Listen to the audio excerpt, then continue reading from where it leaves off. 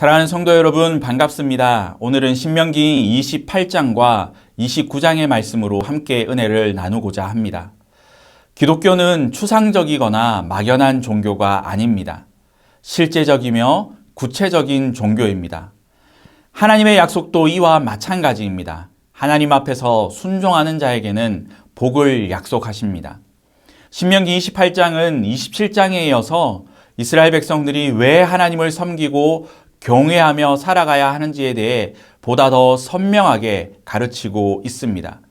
그리고 이스라엘 백성들이 하나님을 떠날 것을 경계하고 있는데 이스라엘 백성들이 하나님을 떠나지 말아야 하는 이유는 매우 단순합니다. 하나님만이 이스라엘 백성들을 행복해 줄 수 있기 때문이라는 것이죠. 신명기 28장은 68절까지 기록되어 있는 매우 긴 장인데 아주 명확하게 두 부분으로 나누어져 있습니다. 1절에서 14절까지는 하나님의 말씀을 듣고 순종할 때에 그들이 받게 될 복이 기록되어 있고 15절부터 68절까지는 그들이 하나님을 떠나게 될 때에 받게 될 저주에 관한 말씀이 기록되어 있습니다. 27장과 28장은 연속적으로 저주와 축복, 이 저주의 순으로 강화되어지는데 이스라엘 백성이 왜 하나님을 중심으로 살아야 하는지를 분명하게 교훈하고 말씀해 주고 있습니다. 하나님과 함께하는 자는 모든 복을 누리고 하나님을 떠나는 자는 모든 저주를 받는다는 것이죠. 그러나 이스라엘의 역사는 이러한 말씀 앞에서도 하나님을 떠났다는 사실을 우리들에게 지적해 줍니다.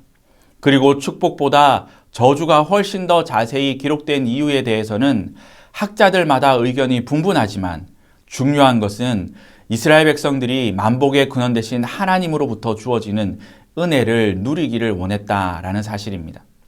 이러한 사실을 염두에 두면 저주가 더 많이 기록되는 것 역시 이스라엘 백성이 하나님을 떠나지 않도록 하시기 위한 방편이다라는 사실을 우리는 또한 알 수 있습니다. 우리는 우리의 의지와 결단이 하나님께로 가까이 하게 하는 것이 아니라는 사실을 깨달아야 합니다.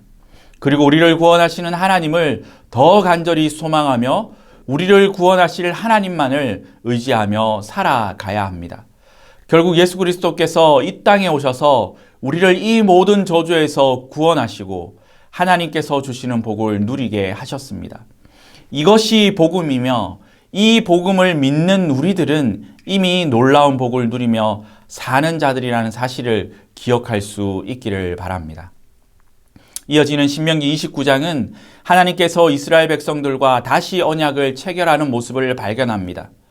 본문은 이스라엘 백성들이 현재 모압에 이르기까지의 여정을 간략하게 재조명하고 그 여정을 이끄시는 분이 하나님이라는 사실을 확실하게 말씀하고 있습니다. 그러나 본문 4절에 기록된 말씀대로 아직까지 이스라엘 백성들은 그 사실을 깨닫지 못하고 있다는 사실입니다. 그래서 분명하고도 확실하게 그들에게 허락된 은혜를 말씀하시면서 하나님의 이끄심은 현재 출애굽 2세대 백성들에게는 무조건적인 은혜라는 사실을 말씀하고 있습니다. 그렇기 때문에 이제 가나안에 들어가게 될 이스라엘 백성들은 1세대 출애굽 이스라엘 백성들이 호렙산에서 그랬던 것처럼 하나님 앞에서 하나님만을 섬기겠다고 다짐하며 언약 안으로 들어가게 됩니다. 그들에게 사랑과 은혜를 베푸시는 하나님만을 하나님의 백성으로 살아가야 한다라는 사실을 하나님 앞에서 다짐하게 됩니다.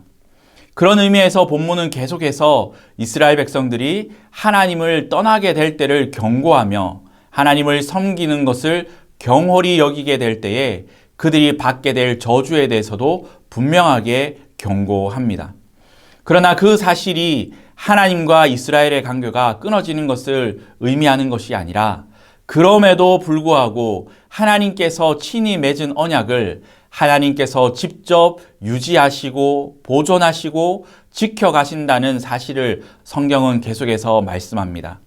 사랑하는 성도 여러분, 우리가 하나님의 자녀가 된 것은 전적인 하나님의 은혜입니다. 그리고 우리가 하나님의 자녀로 세상을 살아가는 것 또한 하나님의 전적인 은혜입니다. 성경은 끊임없이 하나님의 거룩을 말씀하고 하나님이 그러하듯이 하나님의 백성에게도 거룩함이 요구된다라고 그렇게 교훈합니다. 그러나 이러한 거룩함은 결국 하나님께서 우리의 삶 속에 이루시는 은혜의 결과로 나타난다는 사실을 기억해야 합니다. 우리는 거룩한 삶에 대한 열망과 기대가 있어야 하지만 그 일을 이루시는 분이 하나님이라는 사실 또한 잊어버려서는 안 될 것입니다. 바로 여기에 우리의 진정한 소망이 있습니다. 오늘도 우리의 삶을 거룩하게 빚어가시는 하나님을 기대하는 복된 삶이 우리의 삶이 되기를 간절히 소망합니다.